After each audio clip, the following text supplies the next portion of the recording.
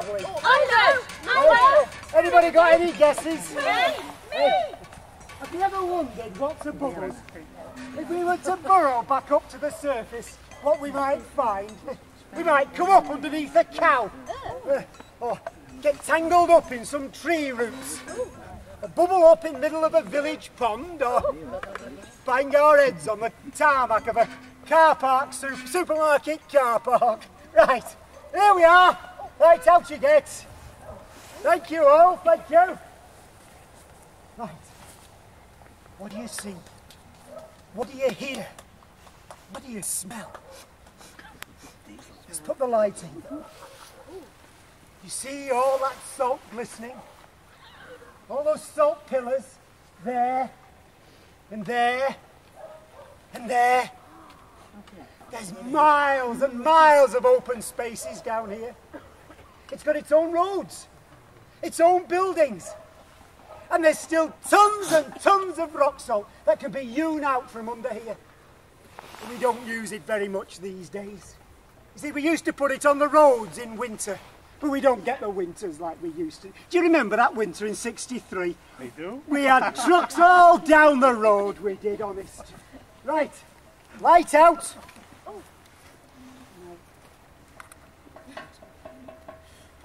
Light out. There, pitch. Turn the light back on! But there's nothing living down here. You need the sunlight for that. There's no animals, not since the pit ponies. No, and the cold. You can't feel the cold down here. Not even a spider spins his web down here. Light back on. But, you see, there's not much use for people like me these days. No, the mine, you see, it has different uses these days. Storage, waste storage. Some people say it's very special waste storage. But if we don't ask the questions, we don't find the truth, do we? No. And documents, oh, masses and masses of paper. Oh yes, so once was that a great big sea, is now a sea of paper. This way please, come on, hurry up. What's that noise? Don't you like it? No. It's a great monster. But you said nothing lived down here. Oh, that's no living thing. Although it's got very sharp teeth that can bite through the sharpest of stones. No need for pick and shovel down here. I don't like it. Stop frightening the girl, you stupid old man! It's going to help me. It's going to eat you. You've got no choice. Don't want it to eat me. But it's going to gobble you up, just like we've done to the world. It bites, and it jumps, and it gnaws itself way down into Underwych. That's what we've done. That's what the digger does. Without a thought. Not me! I haven't done anything! I'm innocent! Don't execute me! Don't cut my head off! Ooh. Ah. Welcome back to Underwych Mines, Your Majesty. What? We do hope you enjoyed the start of our little show. Yes, heart-stopping. Who might you be? The Pit Mom, purveyor and provider of entertainment to visiting dignitaries who deign to grace our ever so humble Underwych. Like your good self, most majestiness. So they did make me queen after all. Any chance of a throne? Oh, may we?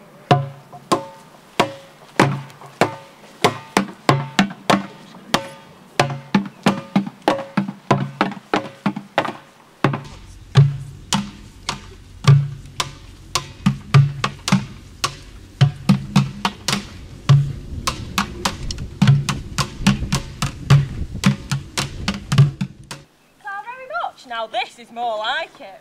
And may I say, what an honour it is to welcome you to our wizard's cave. This subterranean cathedral, shining with all the translucence of sugar candy. And may we present you with some entertainment, some coarse divinities in this, our fairy grotto of delights. We have salt mines in my country too, but we've done away with.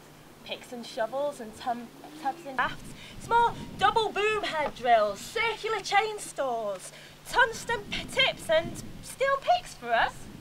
But madam, our cavernous wastes are very special. And our caverns are going to have special wastes in them too. Oh. Well, let the entertainment continue. We present your illustriousness with the tale of the Downling Donkey.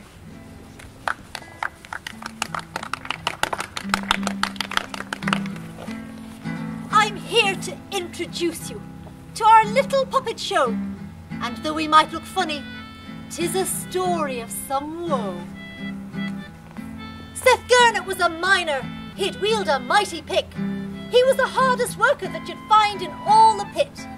From dawn to dusk he'd work the face, the envy of all others. He'd never slack from the mighty thwack, unlike his idle brothers. Oh, sure they hated him, the lazy swine, and treated him with scorn. They spat into his bag. Spatting? It's a miner's lunch, Mom. They spat into his baggins, and they had his wages torn. But our Seth didn't worry, because he had a special friend, one he trusted with his life to the very bitter end. It was the doughty Downling Donkey! The hero of the tale, who trundled through the tramways dragging salt logs bale by bale. She'd lived her life in darkness, was born inside the pit. She'd never seen the sky at night. Nope, her world was barely lit. The only joy she had, the only comfort in her life, was nuzzling up to miner Seth. Sure, she could have been his wife. One day that Seth was taken, clumped about the head, his brothers took him to the deepest down and left him there for dead. He woke in inky blackness, aching through and through. He could not even see his hand, so dark was his pitch view. He cried out loud. He wailed.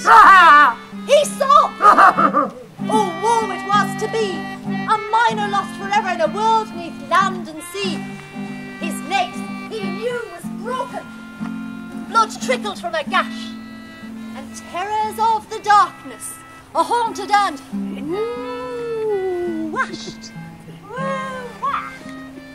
It's just the word that rhymes with gash. Would any come to save him? Was there any hope for Seth? Sleep, my friend, I pray you, said a voice, which could be death. But as he almost faded into a never-waking snooze, there came a sound approaching, and it wasn't clogs or shoes. It was the doughty Downling Donkey. The one who never failed, who trundled to his rescue with a wagging of her tail. The gratitude, the cuddles, the kisses and the pats. But for our Seth's bad boy brothers, there were rather different chats. I get the point. So Northwich on a Saturday night and Underwych have a lot in common. But it isn't over yet, Mom. We have to learn the fate of our two heroes. This way? Yes? I mean, do we really want to? Yes. Oh, no, we don't. Oh, yes, we do. Oh, no, we don't. Oh, yes, we do. Oh, very well. Do your worst. Amuse us.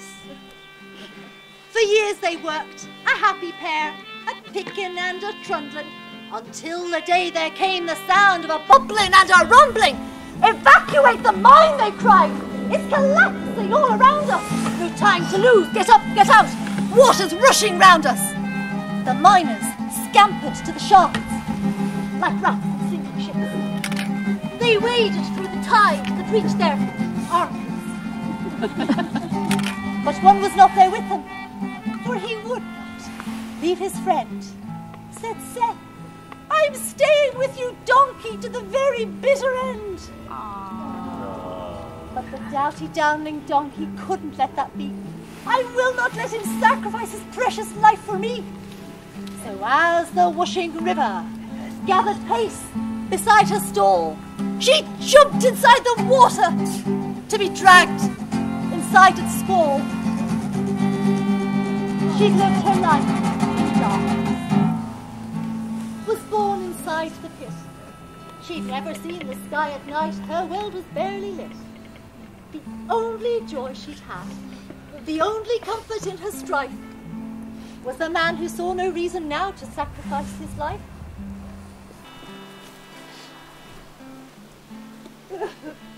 Seth Gernot, the mighty miner, had never shed a tear. But that day was an exception. He wept out of fear. As he remembered the doubting, downing donkey, the one who'd never fail, who trundled to his rescue with a wagging of her tail.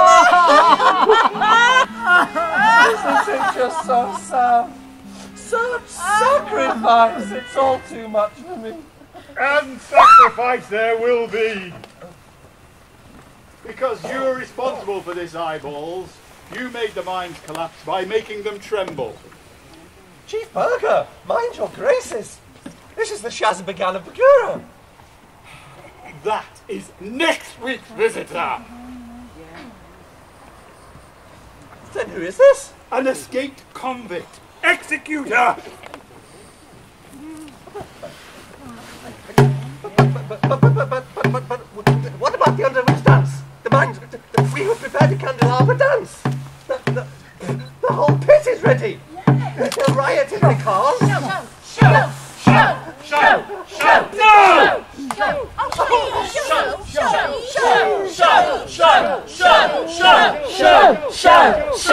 Very well! Day of execution. Thank you so much. Let the entertainment continue. Oh, thank you. Excuse me a moment.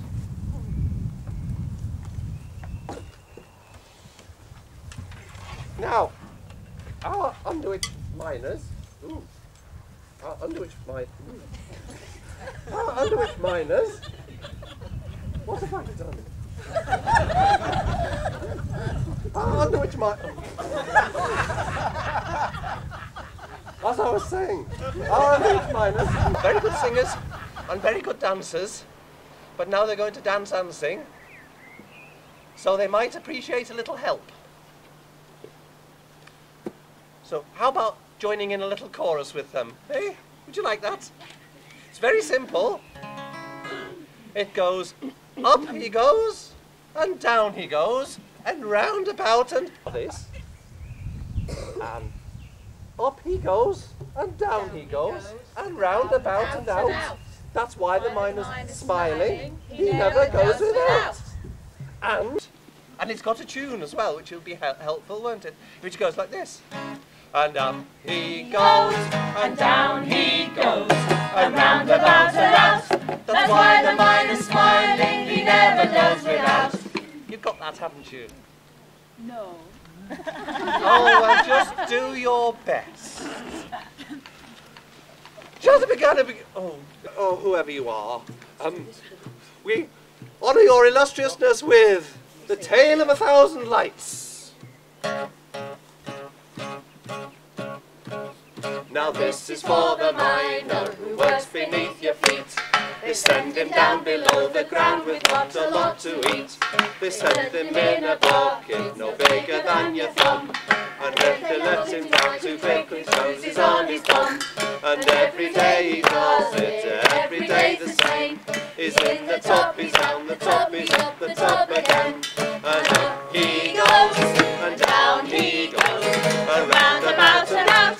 That's why the miner's smiling, he never does without. The miners start to scatter for prodding at the rock. It's one good thing to bury in and find a salty block. He holds it by the handle so he can give it out. And when he's gushing hard with it, you won't off hear him shout. And every day he does it, every day's the same. He's pushing it in, he's pushing it out, he's pushing it in again.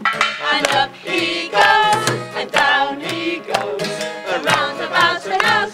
That's why the miner's smiling, he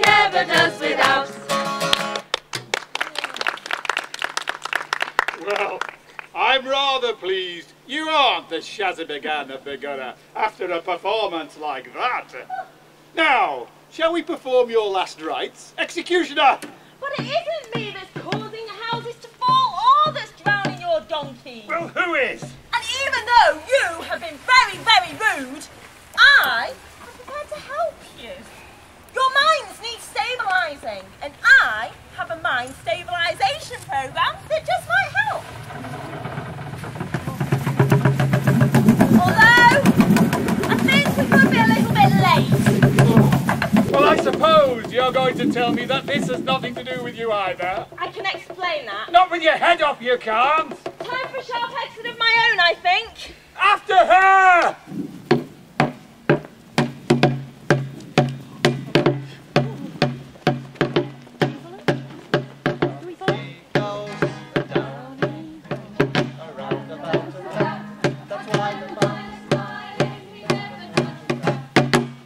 No need for you to rush off.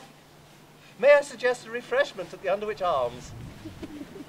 And the first one's the bar, of course. Buy me a pint of frothy Chimes Ale.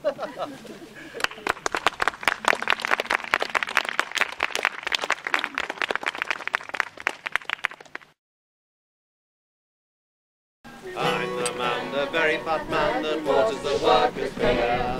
Yes, I'm the man, the very fat man that waters the workers' beer. And what do I care if it makes them ill? If it makes them terribly queer. I've a car, a yacht and an aeroplane, and I waters the workers' beer. There you are, there's the chorus. Now when I waters the workers' beer, I puts in strychnine, some methylated spirits and a drop of paraffin. But such a brew's so powerful strong, it could make them terribly queer. So I reaches me hand for the watering can and I waters the workers' beer. All together now, after 3, 4, 5. I'm the man, the very fat man that waters the workers' beer. I'm the man, the very fat man that waters the workers' beer. And what do I care if it makes them ill?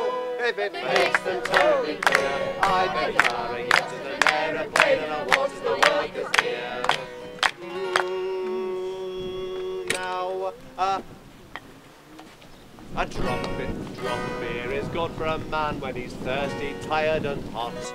I sometimes has a drop myself from a very special pot. But a strong and healthy working class is something I do fear. So I reaches me hand for the watering can and I waters the workers' beer. All together now, spread out in a bunch. After 3, 4, 9. I'm the man, the very fat man that waters the workers' beer. I'm the man, the very fat man that waters the workers' beer. Oh, what do I care if it makes them ill? If it makes them terribly queer. I've a car, a yacht and an aeroplane, and I waters the workers' beer. Now you see, queer means something different these days, doesn't it? But back in these days it just meant odd. So, ladies fair beyond compare, now be you maid or wife. Take pity on poor such as I that leads a watering life. 'Cause water rates is terrible high and paraffin's terrible dear, and there isn't the profit there used to be in watering workers' beer. One last time, all together, one after the other, in a row, round the circle, back to the beginning, start we go again, after me. I'm the man, the very fat man that waters the workers' beer. Yes, I'm the man, the very fat man that waters the workers' beer. And what do I care if it makes them ill? If it makes them terribly queer, I'm a car, a yacht and an aeroplane, and I watch the workers' beer.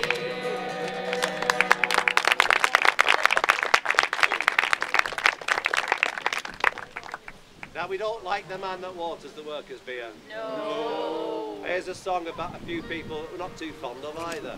All the people in the world who feel the same as I, come drink a toast to the working man, and let the barrel never run dry. Now first there comes the foreman, I must not leave him out. Now what do we think of the foreman? Well, I'll tell you now for now.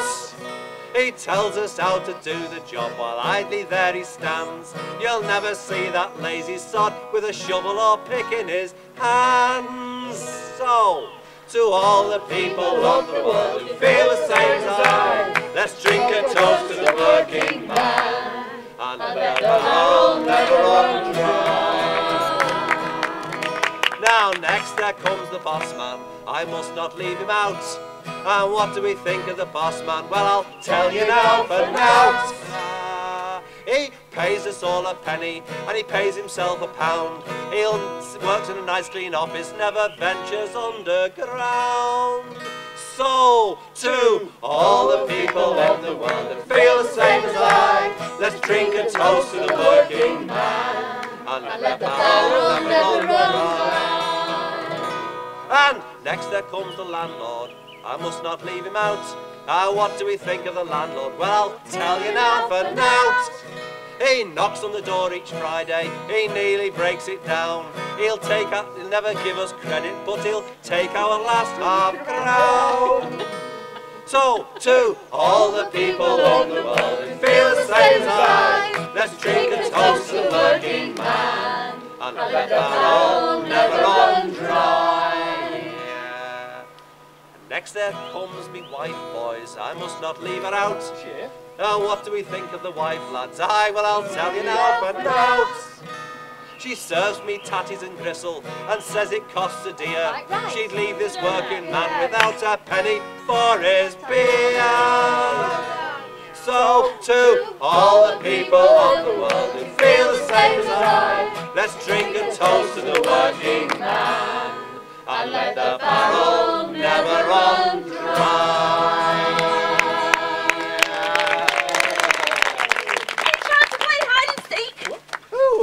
As long as you entertain us. I don't think so. My mum has warned me about men like you. Doesn't stop her getting involved with them now. With a song or two? Oh. Well, I could try and remember a couple of songs that my granddad told me. About Underwych. Underwych? My home. Oh, very well.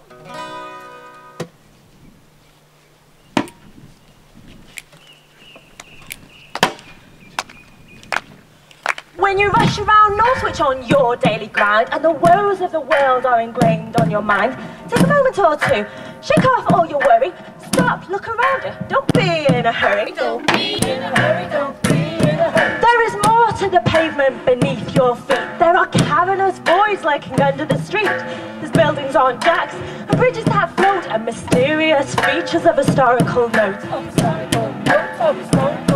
The salt of the earth has created this place. Historical facts that we need to embrace. We can soon lose the flavour if you choose to ignore all the travel and strife of what's gone before. The locals are seasoned with story to tell. Of salt-top-hat ponies along the canal. Of salt pans and pillars. Long working hours, did you know there's a salt man as deep as a tower? As deep as a tower, as deep as a tower. Whole families would toil on a rented salt pan. There's gloriously breaking the rocks on my hand. From oldest to the youngest, they would each play their part. From the tank to the pan, from the pan to the cart. From the pan to the cart, from the pan to the cart. Victorian moralists were most unimpressed by the men and the women so immodestly dressed. Work was so hot and it didn't resist the need to disrobe, they just couldn't resist. Salt uses on many, it's not just for your chips, it's medical value, as in saline grips. Fine salt for food, so tablets for water, and rock salt for gritting the paths where we saunter. So please take a minute to find out some more of the heritage seeping from every salt port. Let's not overlook the importance salt plays, so much a part of our everydays. Everyday's our everydays. There she is! No chance of an encore then.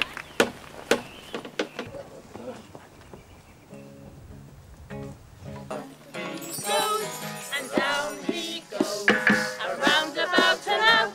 That's why the miner's smiling, he never does without. Hellfire, hot clinkers and damnation. These are the wages of sin. Underwych, prepare to meet thy doom. For the great tremble